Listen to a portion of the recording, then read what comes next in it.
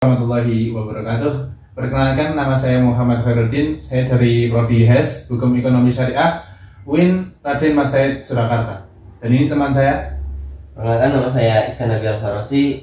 Saya dari UIN Raden Mas Said Surakarta dari Prodi HES. Di sini kami akan sedikit berbincang-bincang tentang konsep ilmu dalam Islam. Menurut Mas Udin, ada berapa kategorikah di dalam Islam ilmu pengetahuan itu? Sebenarnya Islam mengategorikan ilmu itu menjadi dua. Yang pertama yaitu ilmu duniawiyah yang mengenai tentang ilmu pengetahuan, sains, matematika, dan lain sebagainya. Kemudian yang kedua ada ilmu diniyah, yaitu mengenai tentang masalah-masalah din, yaitu agama, baik itu dimulai dari fikih, tafsir, kemudian dan lain sebagainya yang mengenai tentang agama gitu. Oh, jadi seperti itu. Lalu apakah setiap muslim itu wajib menuntut ilmu? Sebenarnya perintah untuk menuntut ilmu atau belajar itu sudah diperintahkan oleh Allah Subhanahu wa taala dalam Al-Qur'an. Yaitu surat Al-Alaq ayat pertama, Iqra, bacalah. Yang dimana definisi membaca itu adalah salah satu metode dalam kita menuntut ilmu. Kemudian yang dalam hadisnya Rasulullah menjelaskan, talabul ilmi fardhatun 'alal kulli muslimin. Menuntut ilmu adalah suatu kewajiban bagi seorang muslim. Mengapa seperti itu? Dikarenakan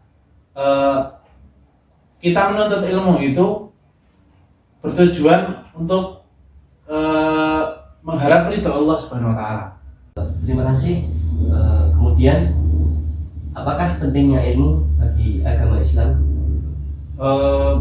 Yang kita ketahui bahwa Islam itu adalah agama yang universal, di mana Islam mengambil hukum atau landasan hukum itu bisa menyesuaikan dengan zaman, yaitu dengan cara salah satunya yaitu dengan ilmu, metode ilmu, seperti metode ijtihad, ijma para ulama. Itu merupakan salah satu contoh konsep ilmu dalam agama Islam.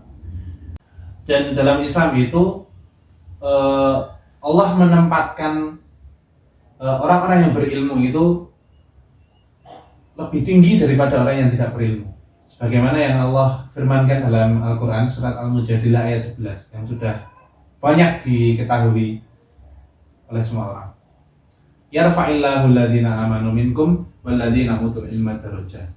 Allah akan meningkatkan orang-orang yang beriman di antara kamu dan orang-orang yang diberi ilmu pengetahuan beberapa derajat. Dengan ayat ini Allah menjelaskan bahwa Allah akan mengangkat derajat orang-orang yang memiliki ilmu, orang-orang yang berilmu di atas orang-orang yang tidak berilmu. Terima kasih. Lalu, apakah ada ilmuwan-ilmuwan muslim yang berpengaruh besar terhadap ilmu pengetahuan dan sains? Pertanyaan menarik. Sebenarnya perkembangan ilmu pengetahuan dan sains di dunia itu tidak luput dari peran ilmuwan-ilmuwan muslim. Salah satunya adalah Ibnu Al-Nafis yang merupakan ahli fisika dari Kairo, Mesir.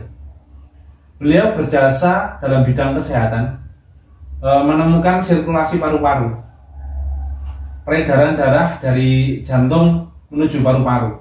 Kemudian ada Al-Khawarizmi, beliau seorang ahli matematika, yang mana beliau telah menciptakan teori aljabar yang dipelajari di sekolah-sekolah biasanya. Kemudian ada Ahmad Ibnu Majah, beliau seorang pelaut handal, yang mana beliau dijuluki sebagai singa lautan karena keberanian beliau mengarungi gelombang air laut yang begitu tinggi. beliau adalah seorang penemu navigator, yang mana karena penemuannya ini beliau diakui dalam tinta emas sejarah dunia. Karena penemuan navigatornya ini membantu Vasco da Gama, yang mana dia adalah seorang pelaut dari Portugis dalam mengarungi ekspedisinya untuk menemukan Tanjung Harapan di Afrika Selatan pada tahun 1498. Dan ini sukses. Ekspedisi Vasco da Gama sukses karena adanya sistem navigator buatan Ibnu Majah. Baik, terima kasih banyak atas penjelasan dari Mas Udin.